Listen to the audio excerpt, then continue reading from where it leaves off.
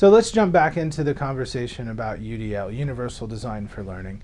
And there's three principles that Universal Design for Learning really centers on.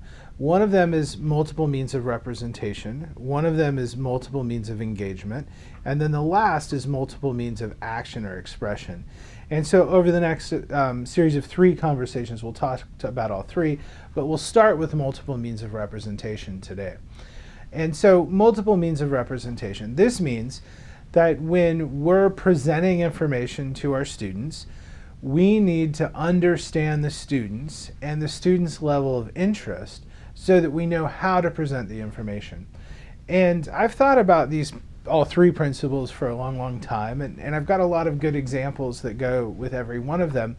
But I think the example for multiple means of representation that I really learned was not from my professional work, but from my work as a parent. And I don't know if some of you have entered into this life phase. I think I'm just about past it, but about 10 years ago, I would go home to visit my family. I'm from the Wichita Diocese. I grew up outside of Hutchinson on a big farm, and so I'd bring my kids back to the farm. And somewhere in that visit, my mom would hand me a box. And she would say, hey, I was going through some things. I found these, and so if you want them, take them. But if you don't, I'm going to throw them away.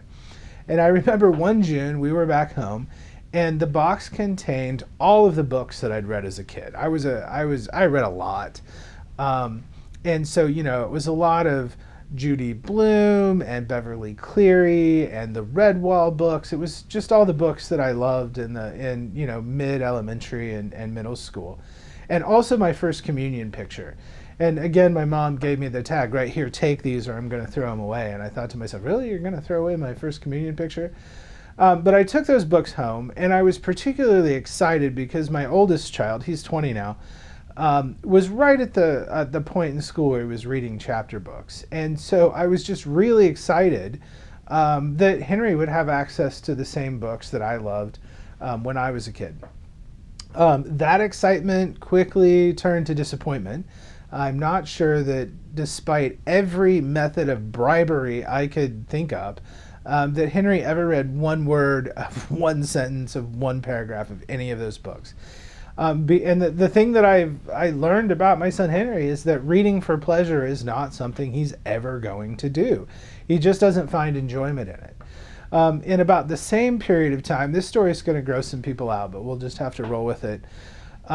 He and I were out to dinner. It was my birthday, and he and I went to one of our favorite restaurants in Lawrence, Kansas. And my kids are super adventurous eaters. And he had ordered a dish that was ravioli made of rabbit. And so he finished up the meal. We finished our meal, and we were waiting for the check to come. And he said, boy, those are really good. We need to make that at home. And so I said to Henry, Henry, we're going to have to, if you want to make rabbit ravioli, that's great, but we're going to have to actually raise the rabbits because you can't just go to the grocery store and buy rabbit meat. And I could sort of see his wheels turning. And so we drove back home, and we got home, and he asked if he could borrow my iPad. And, I thought he just wanted to play some game, but I gave it to him, and he went up to his room, and I didn't see or hear from him until breakfast the next morning. And he came to the dining room table with a legal pad, which he presented to me, that was everything you needed to know about raising rabbits, which breeds of rabbits were best to raise from meats, and a comprehensive list of all the supplies that we would need to buy to raise rabbits. And lo and behold, that next Saturday, we were at a rabbit show at Gardner, Kansas, buying rabbits and rabbit supplies. And so while Henry may not read for pleasure, he will read for information if it's information that he's interested in. So that would have, been in the summer. And I remember that Christmas, I gave him a big book, 1,001 Ways to Survive in the Wilderness. And I'm here to tell you, if you want to have a wilderness expedition, Henry Ramsey is the guy you need on that trip because he can tell you 1,001 ways to survive in the wilderness. And so the lesson that I learned from this is that if I needed to teach Henry, I've got to start by at least meeting Henry halfway in what he's interested in. And this is the same for our students. How we present the information not only needs to engage their interest, but also engage their ability level. So if I'm a 5th or 6th grade language arts teacher and I'm teaching literature, and I have a student with a visual impairment in my classroom, I may need to make sure that the book that I provide to them, the novel that we happen to be reading, is available in Braille if they have a visual impairment and then they need Braille. Or perhaps a copy of the book in big print. Or talking about technology, that student may have some sort of device that's able to magnify the information. And when it comes time for me to print out tests or quizzes or assignments, for that student I may need to print those things in a really big font, where for other students I might not. And so how we're presenting that information to those students based on interest, based on ability, and it may not be the same for everyone. I think back to when I was in junior high and high school and we were reading novels. A pretty common thing was we'd spend a few weeks reading a novel and we'd write a paper and we'd take a test. And then the 2 days after the test, our teacher would rent the movie version of the book and we'd spend a couple class periods watching that movie. I'm not sure I look back on that as the most effective instructional practice, but I also know that sometimes as a teacher it's also nice to have a movie day.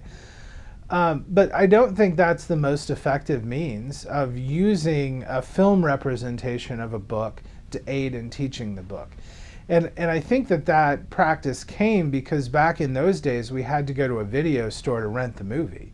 And so we could afford to rent the movie for a couple nights, but trying to rent that movie for the whole 3 or 4 weeks we were reading the novel would have been insanely expensive. Today, with most movies, we can get video clips, right? And so if I was to say to teach To Kill a Mockingbird, and I was teaching one of the scenes where Atticus Finch is arguing in the courtroom, I'd probably have the students read that the night before and then we discuss it in class, and I might also use a video clip, just a few minutes of the scene, to make some point within the classroom.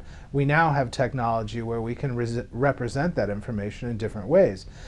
Similarly with math, I think math is low-hanging fruit here because we've used manipulatives in math for a really long time, and manipulatives are just another way to represent what we're trying to have students do. I was on an accreditation visit at Berkeley College in Haviland, Kansas, and I drove over to Pratt to watch a 3rd grade teacher who had graduated from Berkeley. This was part of an old accreditation model. And it was one of the coolest lessons I'd ever seen. It was a math lesson, and she had randomly broken students into groups. And the question at hand had to do with creating number sentences that represented 9 times 4. And so each group came up, they got a packet. The packet had different types of manipulatives. It had a small whiteboard, and they went back to their groups and they thought of as many ways to write that number sentence out. There was clearly a group with a student with a disability. He and a paraprofessional went up to get the packet, and his was only different in the sense instead of 9 times 4, it was 3 times 2. And so each of the groups then came up to present the way they came to the number sentence. One of the groups thought about cookie sheets, and they thought that they could put 9 cookies on each cookie sheet, and so that 4 cookie sheets would yield 36 cookies. Students came up and they added 9 4 times. One group just did a simple multiplication, 9 times 4 equals 36. So lots of ways to do that, lots of ways to engage those students. So when we think about UDL, one of the first principles we can think about is multiple means of representation. We've also talked about some things here that we'll use examples in the next segment where we talk about multiple means of engagement.